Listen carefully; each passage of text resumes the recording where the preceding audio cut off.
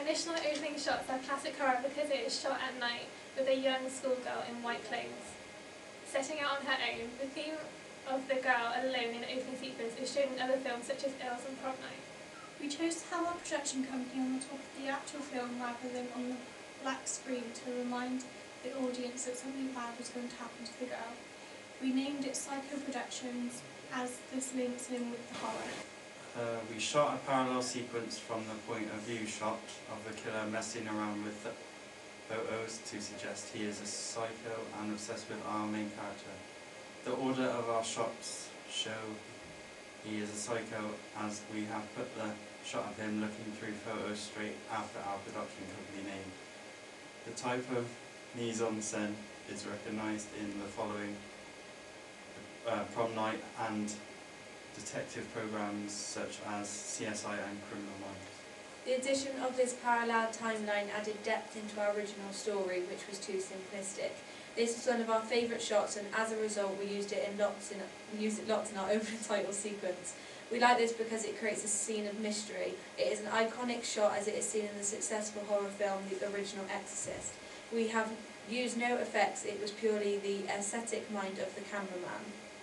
The use of the photos in horror is conventional mise en scene, the photos being found in Paranormal Activity and the photos being used in Sinister and Spiders.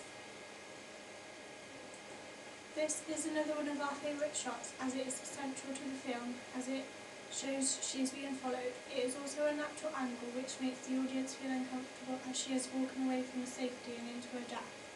The titles are on the action so you do not miss anything. It also gives the actress Tash Scott a high status as it is a high impact shot.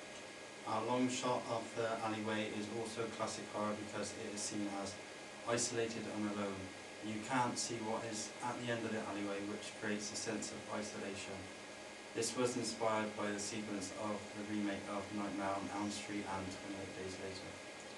Our title, Last Breath, is reminiscent of other successful famous horrors such as Last House on the Left and The Last Exorcism. Hold My Breath and Spit Your Last Breath are also similar titles. Annoyingly, in preparation to this task, we had suddenly discovered that Last Breath actually exists, and in that respect we played the alternate march.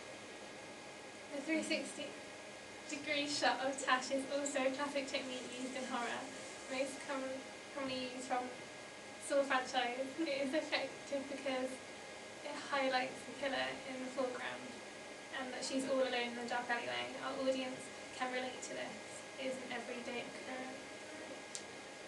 Our killer looks particularly effective in the silhouette in the long shot down the alleyway, as the audience would associate him with the killers from Ills and the British film set in the school. Hoodies have also been labelled as a menace to society and banned from shopping centres and nightclubs across the country. Again, this is an issue our target audience can relate to.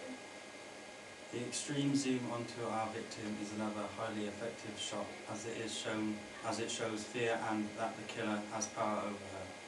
Again, this is classic convention as the shot is familiar to that one constructed in The Devil Inside.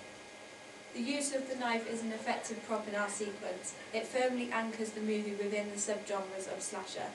As the horror theorist Kaminsky says, weapons in a slasher become an unextension of the body.